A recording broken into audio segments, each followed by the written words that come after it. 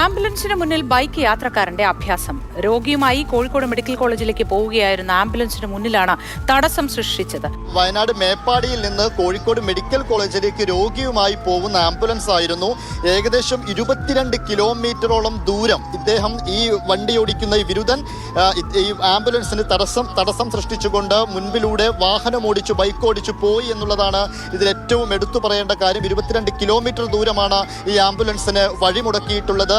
മാത്രവുമല്ല, ഈ ആംബുലൻസ് ഇങ്ങനെ ഓടി കോഴിക്കോട് മെഡിക്കൽ കോളേജിലേക്ക് എത്തുമ്പോൾ 1 മണിക്കൂർ വൈകിയെന്നാണ് ആംബുലൻസ് ഡ്രൈവർ വ്യക്തമാക്കിയത്. ഇതിലിപ്പോൾ അദ്ദേഹം പരാതി നൽകിയിട്ടുണ്ട് എന്നാണ് മനസ്സിലാക്കിയിരിക്കുന്നത്. ഈ ദൃശ്യങ്ങളെല്ലാം പുറത്തു വന്ന സാഹചര്യത്തിൽ മോട്ടോർ വാഹന വകുപ്പിന്റെ ശ്രദ്ധയിൽ ഇത് പെട്ടിട്ടുണ്ടെങ്കിൽ ഉടനടി നടപടി ഉണ്ടാവുമെന്നും നമ്മൾ പ്രതീക്ഷിക്കുകയാണ്. എന്തായാലും ഇത്തരത്തിലുള്ള സംഭവങ്ങൾ ആവർത്തിക്കുന്നു, അതും ആംബുലൻസ് രോഗിയുമായൊക്കെ പോകുന്ന ആംബുലൻസിന് മുൻപിൽ ഇത്തരത്തിലുള്ള സംഭവങ്ങൾ ആവർത്തിച്ചുകൂടാ.